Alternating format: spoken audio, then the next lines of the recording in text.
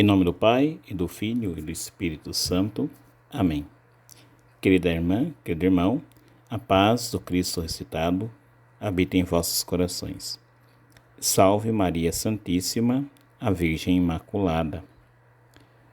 Hoje é dia 10 de dezembro de 2020. Estamos na quinta-feira, dentro da segunda semana do tempo do Advento.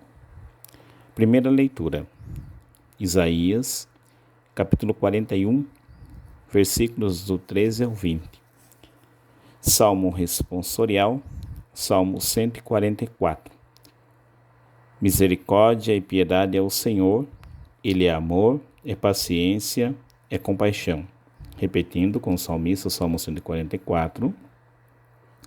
Misericórdia e piedade ao Senhor, Ele é amor, é paciência, é compaixão. Vamos ouvir atentamente o texto do Santo Evangelho. Mateus capítulo 11, versículos de 11 a 15. Naquele tempo disse Jesus à multidão: Em verdade eu vos digo, de todos os homens que já nasceram, nenhum é maior do que João Batista. No entanto, o menor no reino dos céus é maior do que ele. Desde os dias de João Batista até agora, o reino dos céus sofre violência, e são os violentos que o conquistam. Com efeito, todos os profetas e a lei profetizaram até João. E se quereis aceitar, ele é o Elias que há de vir. Quem tem ouvidos, ouça. Palavra da salvação, glória a vós, Senhor. Que as palavras do Santo Evangelho perdoem os nossos pecados, assim seja. Peçamos ao Espírito Santo, doador dos 7 dons, que ilumine nossa mente e nosso coração para bem compreendermos a palavra que nos foi anunciada. Amém. Como entender uma expressão como esta, dita por Jesus no Evangelho de hoje? O reino dos céus sofre violência e são os violentos que o conquistam. Textos assim do Evangelho, páginas assim da Bíblia, sempre vão gerar bastante debates, discussões, reflexões. Então não há um consenso, vamos dizer assim, sobre o significado mais exato dessa expressão de Jesus. Há várias linhas de reflexões e muitas delas, vamos dizer assim, posso resumir, que muitas delas convergem para essa aqui que agora nós iremos meditar, tá bom? O que nós agora iremos meditar é a que mais aparece nas meditações e nas reflexões e explicações acerca deste Evangelho, dessa expressão de Jesus. Bom, vamos lá. O contexto em que Jesus diz isso. Jesus está falando de um personagem muito importante na história da salvação, João Batista. Aliás, João Batista faz parte daqueles personagens fundamentais para o tempo do Advento, né? A gente tem Isaías desde o início, João Batista, que já apareceu no segundo domingo, como a voz que clama no deserto, e agora, e mais para frente, quando chega mais próximo do Natal, Maria Santíssima completa essa tríade dos personagens mais importantes para esse tempo, culminando no protagonista da história toda, que é Jesus. Bom, vamos lá. Então Jesus está falando sobre João Batista, e ele diz que de todos os nascidos de mulher, todos os homens que nasceram de mulher, ou seja, do sangue, da carne, nenhum é maior do que João Batista. Então você coloca aí nessa esteira todos do Antigo Testamento. Aí fica mais fácil de você ver como que a expressão de Jesus é bem forte mesmo. Ó, é como se ele dissesse, como não? Jesus, o que Jesus diz aqui, a gente pode, sem medo de errar, aplicar do seguinte modo. Olha, Abraão,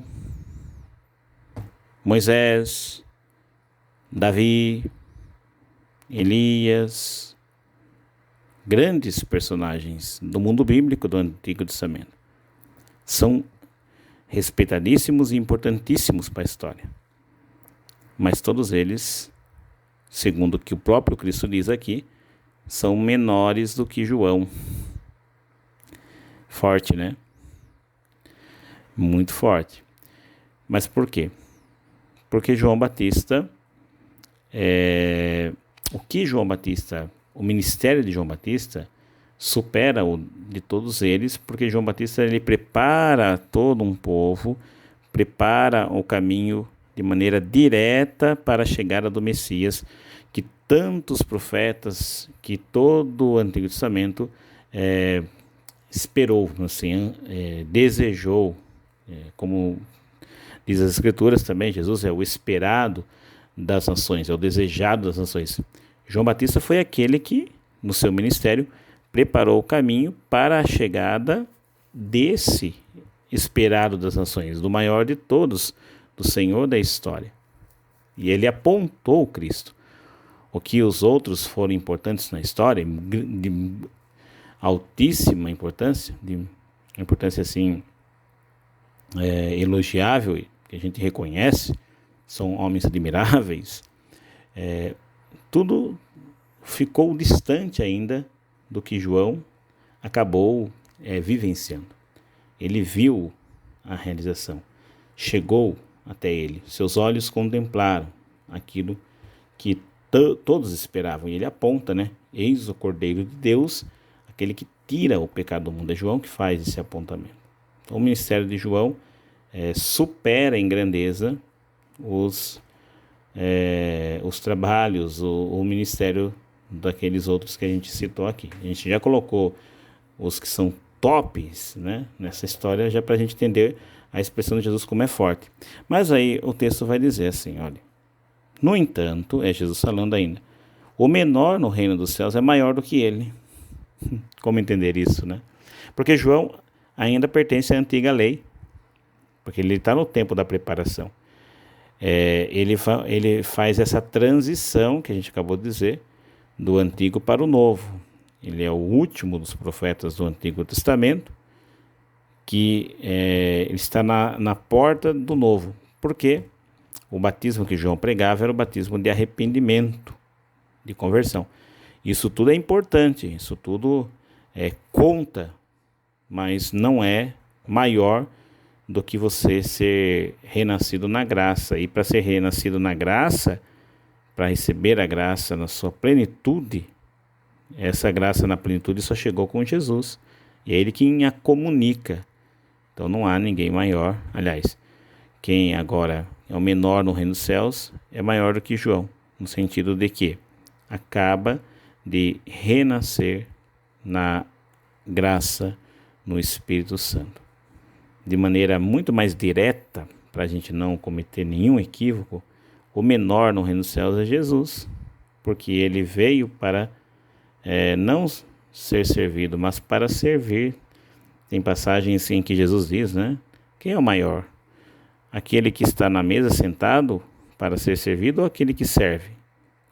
É o que está sentado à mesa. Jesus disse, no entanto, eu estou no meio de vós como aquele que serve. Ele se fez pequeno. Ele, sendo Deus, humilhou-se a si mesmo, rebaixou, tomou nossa condição humana, se fez escravo, se fez servo. Ele se fez o menor. Então, o menor no reino dos céus é maior do que João Batista. E o menor no reino dos céus é o próprio Cristo, é o próprio Jesus. Então, ele é maior do que João. Ele está acima de João. E os que nele forem batizados receberão essa mesma graça de uma vida nova. Que agora entra a parte da violência, né? Aí que Jesus diz, né? Desde os tempos de João Batista até agora o reino dos céus sofre violência. São os violentos que o conquistam. Dá para a gente entender de duas formas. Primeiro, que o reino dos céus, tudo aquilo que tem a ver com o reino de Deus, sofre violência externa, né? Da parte de quem está de fora. Eles atacam, eles que são inimigos, que não aceitam esse reino, eles se lançam contra, né? Avançam contra o reino de Deus em suas mais diversas manifestações. Então é a violência que o reino de Deus sofre externamente, vindo dos inimigos. Nunca parou isso daí. Sempre isso ocorreu, mesmo que você pegue a realidade antiga, né, do Antigo Testamento, com a realidade do Novo Testamento e com os tempos agora da igreja. Tudo que é equivalente ao reino de Deus, que tem a ver com as coisas do céu, sofre violência por parte do mundo, porque o mundo não aceita Deus, persegue Deus. Jesus já disse também em outros momentos: quem quiser vir após mim, tome sua cruz e me siga. Né? Se o mundo vos odeia, primeiro odiou a mim. Então o reino ele sofre com o ódio dos inimigos de Deus. É a primeira parte. Mas depois vem o que Jesus diz, que é o que deixa as coisas bem assim misteriosas. São os violentos que o conquistam. Agora já se fala de uma outra violência. Aqui a gente tem que tomar cuidado. Que não é no sentido que então beleza, olha, é através da violência. Então vamos fazer toda essa turmada que está aí, esse povo, essas ideologias sem vergonhas, nefastas, porcas, sujas, essas ideologias que estão aí sendo colocadas no mundo e cada vez mais crescendo como erva daninha, como algo que se espalha, não? Como fogo na palha, num palheiro, enfim, está incendiando as realidades. A gente fica assustado com isso, né? Olhando só com o nosso limite de ser humano que temos, né? Nós somos limitados. A gente fica assustado diante desse aumento do crescimento dessas ideologias perversas no mundo hoje. Então a gente vai evangelizar como? Vamos pegar então agora em armas e vamos para cima, vamos na porrada e vamos passar a fio de espada a todos eles. Não é nesse sentido. Claro que há ocasiões de repente que a gente é atacado e afrontado que não dá para você ficar olhando e de repente a pessoa está atacando fogo ali na sua casa e você, vamos conversar porque você está atacando fogo na minha casa e eu acho que não é legal fazer isso. Claro que algumas atitudes um pouco mais sérias terão que ser tomadas ali até um enfrentamento físico, né? Eu não estou dizendo nesse sentido. Eu estou falando, esse mundo mal, nós não vamos evangelizá-lo com a força das armas. O evangelho, como os papas anteriores, né, Bento XVI, João Paulo II, ele é proposto, e Jesus atrai as pessoas. Não podemos violentar as pessoas para receber Jesus, para aceitarem o evangelho. Quando Jesus fala dessa violência, está significando o quê? Da violência que a gente tem que ter contra a gente mesmo. Ou seja, é vencer-se a si mesmo, que faz muito sentido.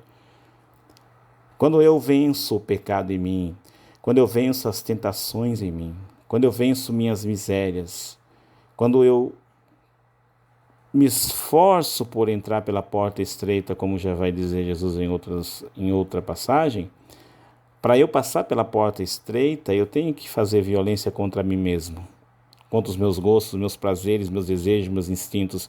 Eu vou ter que renunciar a muitas coisas. Eu vou ter que abrir mão de muitos projetos para poder entrar por aquela porta estreita. Senão, não passo. Isso é fazer violência contra mim mesmo. É a violência contra os males que é em mim, os vícios que é em mim. É nesse sentido que Jesus está falando no texto do Evangelho. Então, só os violentos que conquistam o reino, que conseguem vencer a si mesmo. Algo que nos ajudará muito para conseguirmos bom êxito nessa luta, essa violência contra nossos próprios maus instintos, más inclinações, é a virtude da mortificação, muito esquecida nos tempos atuais. Porque tudo que tem a ver com sofrimento, com renúncia, a gente quer abrir mão, a gente não quer saber. E a virtude da mortificação é algo que ajuda muito o fiel católico, o fiel seguidor de Jesus, a vencer seus vícios, vencer suas misérias. Deus nos concede essa graça de sermos violentos contra nós mesmos, contra os nossos maus instintos, contra tudo aquilo que nos afasta de Deus para pertencermos ao seu reino, entrarmos no seu reino de fato, como Jesus diz no Evangelho. Assim, a primeira leitura que hoje fala dessa realidade nova que o povo vai encontrar depois do exílio, de deserto que se torna jardim, se torna possui rios, essa realidade vai ser também a realidade da nossa vida, que vamos sair de uma aridez espiritual, prostração como vermes, né? Que a gente muitas vezes se encontra lá na primeira leitura, diz isso. De vermes nós poderemos tornar uma debulhadora, uma grande máquina. Isso é uma transformação radical que só é possível se a gente estiver de fato totalmente vivendo em Deus. Senhor, toma-nos pela tua mão e nos guie, nos ajude, para que o temor não nos impeça de continuarmos a caminhar até ti. Para encerrar, a frase da primeira leitura de hoje: Eu sou o Senhor teu Deus, que te tomo pela mão e te digo, não temas, eu te ajudarei. O Senhor nos abençoe, nos livre todo mal, nos conduz à vida eterna. Amém. Louvado seja no Senhor Jesus Cristo, para sempre seja louvado. Maranatá.